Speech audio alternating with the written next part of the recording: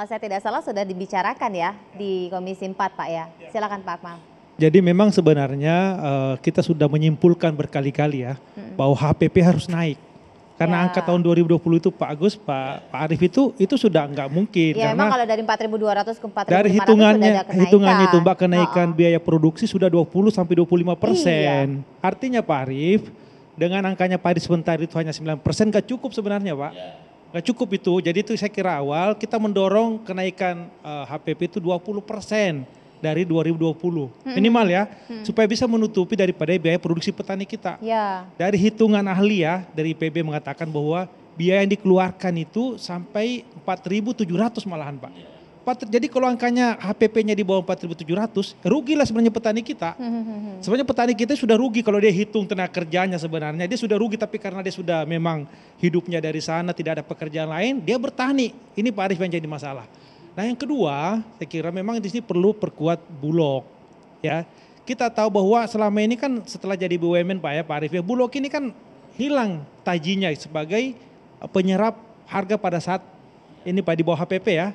Dia tidak punya kemampuan, walaupun kita tahu bahwa sangat bagus kalau kita visi misinya. Kami kunjungan ke lapangan ya, beberapa daerah bahwa banyak harga di bawah 4.000 tidak ada yang serap.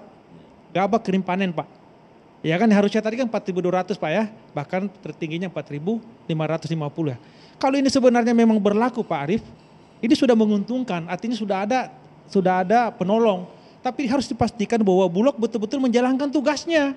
Jangan karena bilang tidak ada dananya, kami tidak siap, terbukti. Kenapa cadangan beras nasional kita hanya 500.000, itu Bulog harusnya yang dikritisi. Jangan ngomongnya impor dong, saya minta Pak Arief juga di tengah. Gak boleh terlalu berpihak kepada hilirnya ke Bulognya di tengah nih. Pastikan bahwa memang produksi ada atau tidak gitu loh. Datanya dari mana Pak Arief kan? Jadi Bapak Nas ini kita berharap Pak Arief di tengah wasit Pak. Bapak ini harus betul-betul kalau memang datanya benar dari BPS misalnya bahwa data produksi kita cukup ya cukup. Di hilirnya nanti Pak Arief pastikan bahwa gimana distribusinya ya kan? Karena selama ini terkesan bahwa negara itu pemerintah itu terlalu melindungi konsumen, bukan melindungi petani kita. Ini yang terjadi ya. Jadi ini kita kita harus lindungi konsumen kita, tapi kita juga harus berpikir bahwa petani ini kan penghasil nih. Ya kan? Mereka ini bayangkan pupuknya susah, pestisidanya mahal gitu ya, biaya solarnya. Dan kita berharap sebenarnya subsidi nanti di kemudian Pak Arief ya, subsidi harusnya di hilir, subsidi pertanian maksudnya ya, bukan di input harusnya. Jadi kita maunya itu subsidi harga, tapi itu sebenarnya ide sudah lama kita sampaikan, tapi ini belum ada kita berharap Bapak Nas ini bisa mungkin mempunyai konsep ya, bagaimana sebenarnya subsidi yang sebaiknya di tingkat petani kita gitu ya, sehingga betul-betul subsidi nikmati oleh petani kita, bukan pedagang. Ya kan? Nah ini yang terjadi. Jadi sekali lagi bahwa HPP kita harus dorong dan syukur-syukur HPP kita ini 20% kenaikannya Pak ya minimal ya.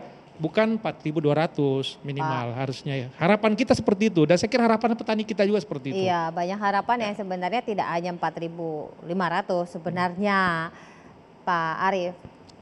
Iya, jadi besok kita duduk sama-sama. Jadi nggak bisa tuh misalnya menyampaikan sesuatu lewat media kemudian mengecam, enggak, kita duduk lah secara ilmiah, kita duduk ya kan, sama-sama kita hitung sehingga tadi keseimbangan antara hulu dan hilir juga terjadi. Itu yang pertama.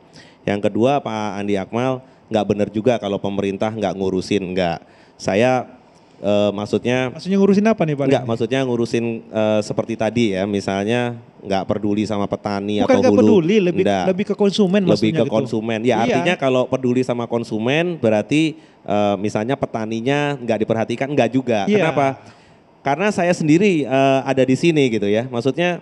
Baru Pak Arief di Papanas. Oh iya. Justru itu, karena itu Pak Presiden itu membentuk Badan Pangan Nasional sesuai dengan dari Undang-Undang Pangan juga tahun 2012 gitu, sehingga kita nih masuk nih Pak, kita masuk, kemudian kan sekarang kita tata satu persatu, mulai dari neraca komoditas ya kan, kemudian mempersiapkan cadangan pangan pemerintah, perpresnya juga sudah siap.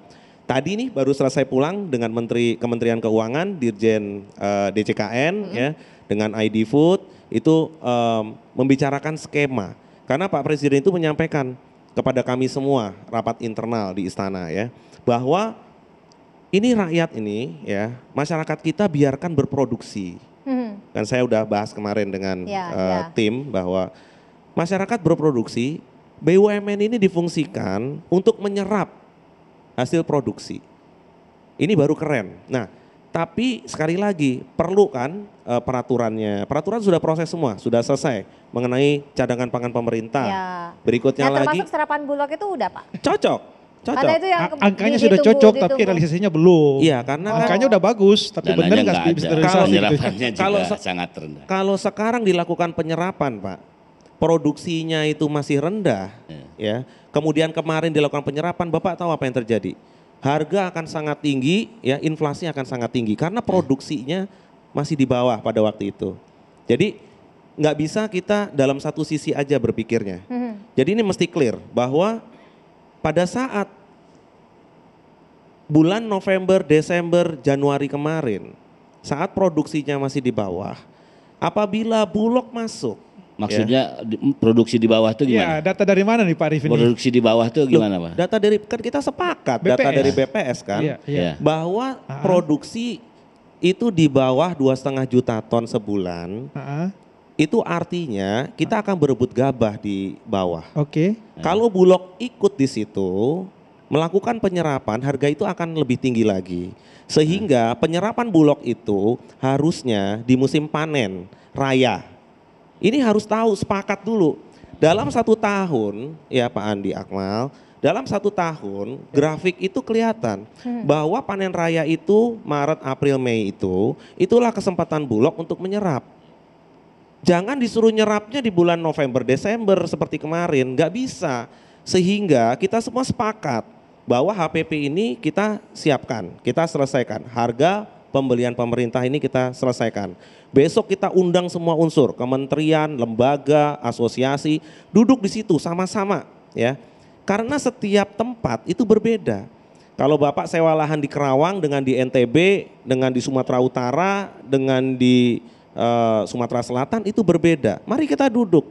Angka itu adalah HPP. HPP itu adalah harga pembelian pemerintah alias floor price, Pak. Ya, ya. Alias floor price. Ya, sehingga angka ini harus benar.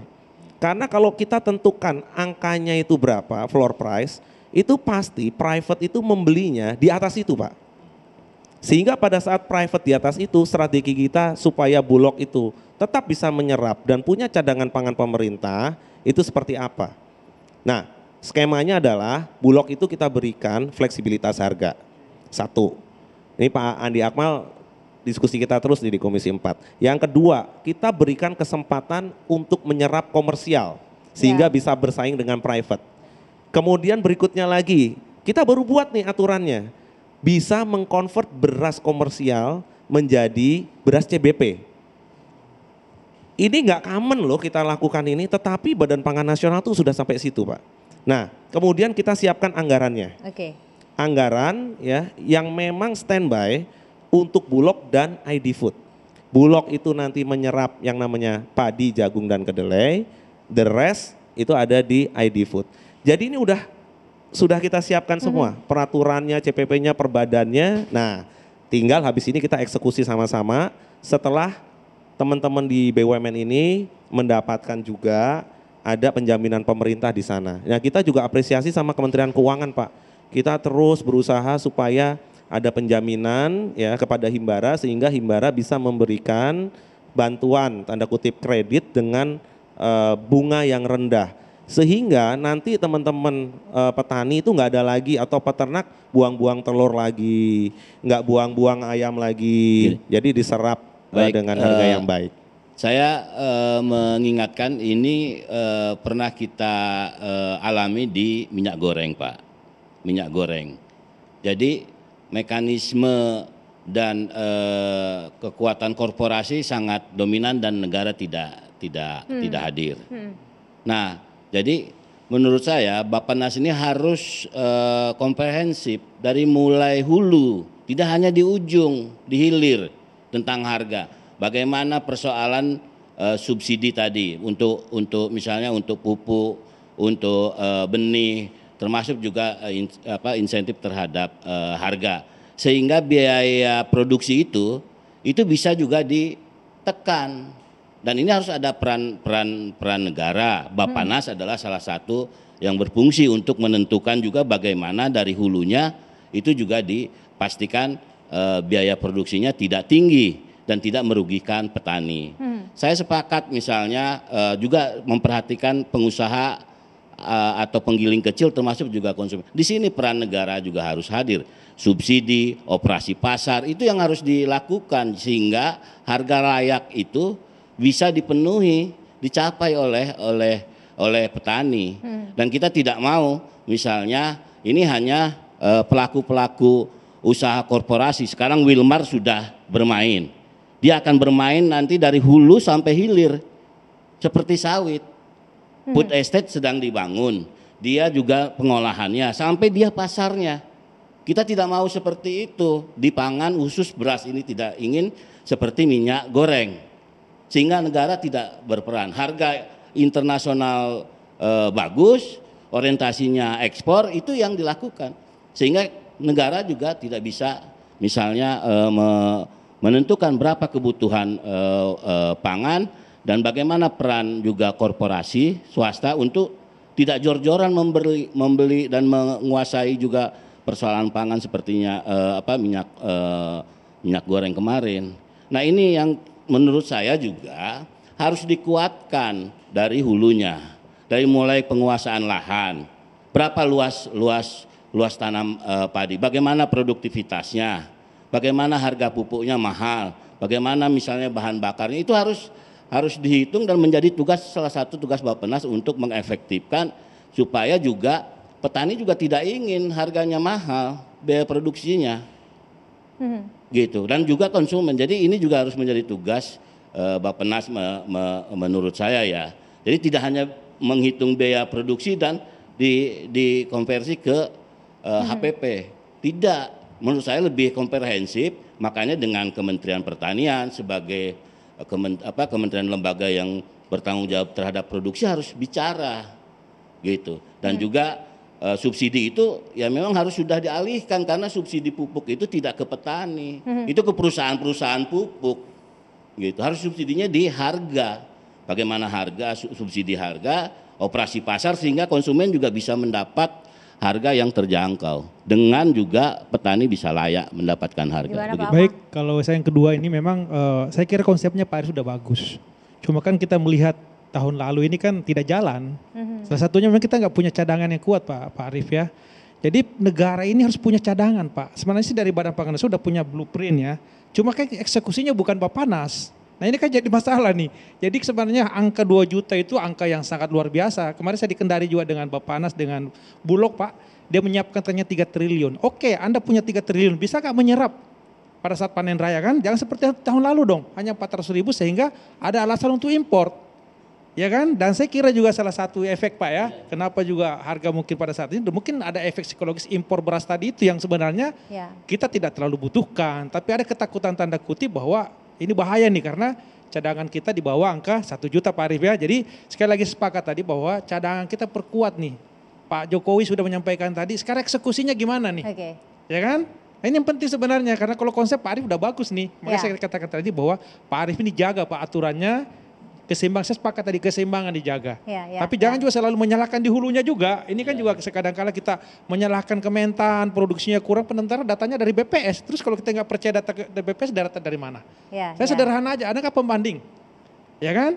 Jadi kita firm ke situ gitu loh. Sehingga ya kalau saya memang dari awal nggak pernah setuju dengan import, terutama beras ya.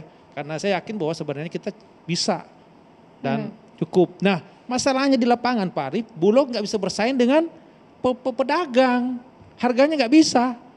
Ya makanya dengan harga fleksibilitas itu baru bisa nih Bulog nih menyerap kan. Ya nggak bisa kalau harga, makanya kalau HPP-nya rendah dia akan kalah lagi. Apalagi tadi saya katakan PT Wilmar ini jangan sampai ada korporasi yang lebih besar daripada negara. Saya khawatir nanti ini korporasi ini Pak mengalahkan Bulog nanti nih atau mengalahkan BUMN kita yang lainnya nih. Kalau terus diperkuat tanpa adanya pengawasan kuat dari negara ini kan, mereka membeli di atas HPP loh. Ya kan? Dia punya pabrik sendiri. Ini perlu diwaspadai, jangan sampai saya katakan tadi. Nah Pak Arief juga saya kira harus tegas di sini nih. Jangan sampai ada monopoli gitu kan. Ada yang bisa menciptakan harga sehingga dia pengendali harga. Ini yang kita khawatirkan sebenarnya seperti itu.